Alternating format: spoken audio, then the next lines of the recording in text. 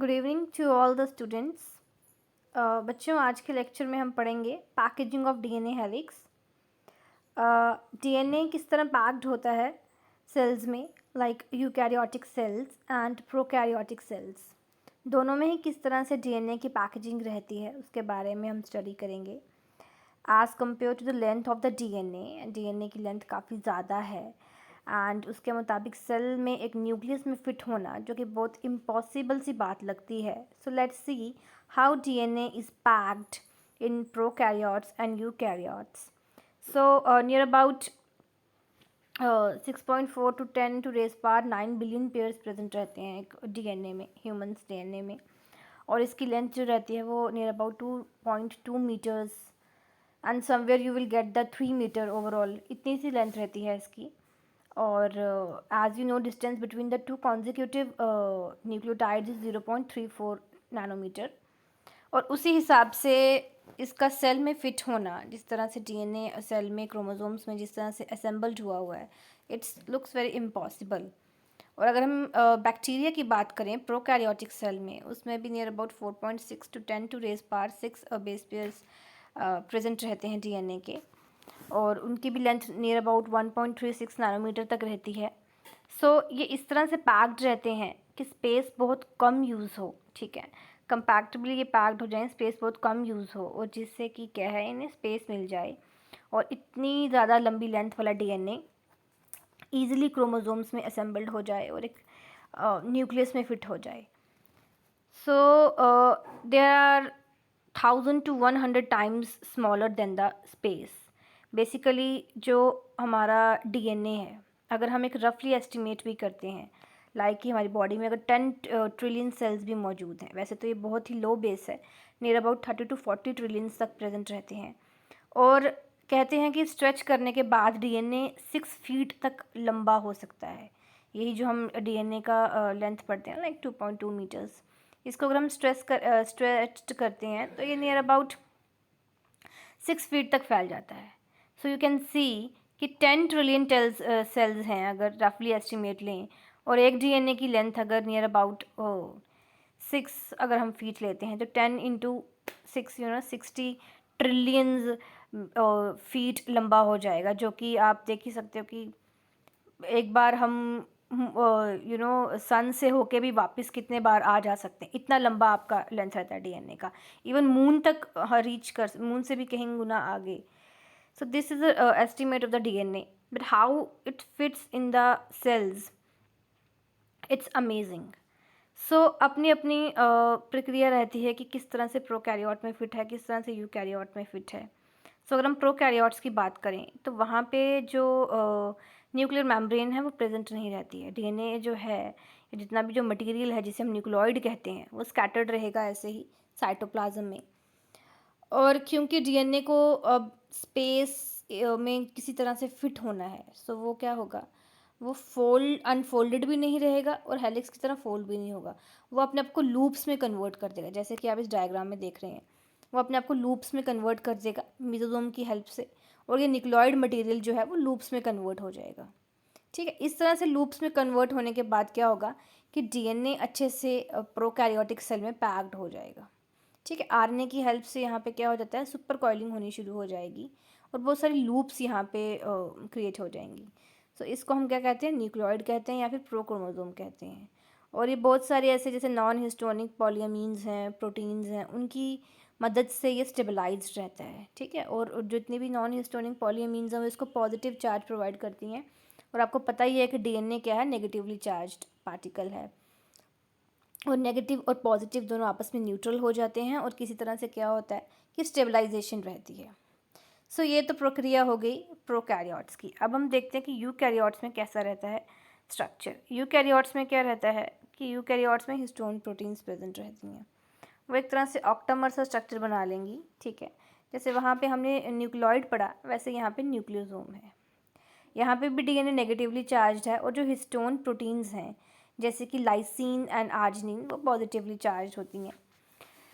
सो कुछ इस तरह से होता है कि जो 4 इंपॉर्टेंट प्रोटीन्स रहती हैं जिन्हें हम एनयू बॉडी भी कहते हैं, that is H2A, H2B, and H3 and H4, ये जो 4 टाइप की हिस्टोन प्रोटीन्स हैं ये न्यूक्लियर बॉडी बनाएंगी।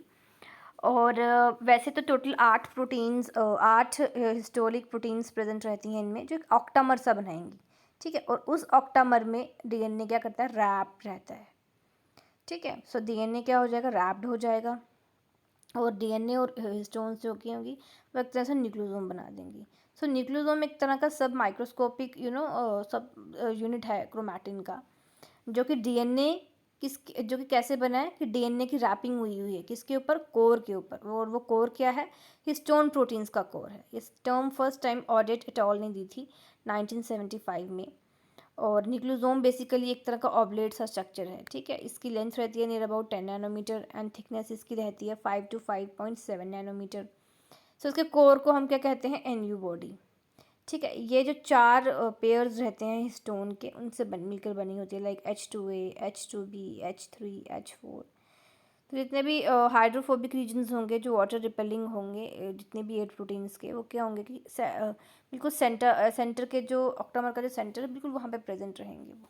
ठीक है, और जो चार्ज रीजन्स होंगे ना, वो बिल्कुल सरफेस पे प्रेजेंट रहते हैं, और ये चार्ज पॉजिटिव रहता है ताकि नेगेटिवली चार्ज जो डीएनए हो वो क्या करे, अट्रैक्ट कर ले।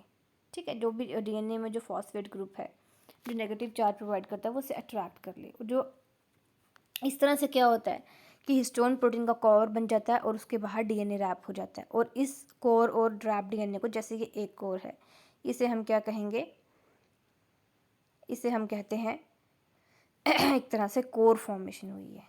ठीक है, यू कैन सी इस तरह से एनयू बॉडी फॉर्म हुई है। और बाकी क्या करेंगे, एज ए लिंकर हेल्प करते हैं। सो इस तरह से क्या रहता है। और जो 5th टाइप का हिस्टोन होगा लाइक H1, वो क्या करेगा, वो अटैच्ड हो जाएगा लिंकर डीएनए के साथ। ठीक है, दो ऐसे ही एक न्यूक्लियोसोम फॉर्म होगा, ऐसे ही दूसरा न्यूक्लियोसोम फॉर्म होगा, पर 2 न्यूक्लियोसोम को आपस में कौन जोड़ेगा, एक लिंकर डीएनए जोड़ेगा, जो कि एक तरह से अनबाउंड डीएनए है, डीएनए का ही पार्ट है, अनबाउंड डीएनए है। और उसका रोल सिर्फ इतना ही है कि वो 2 न्यूक्लियोसोम्स को लिंक करता है, और वहाँ पे हिस्टोन 1 अटैच्ड रहेगी उस लिंकर डीएनए के साथ।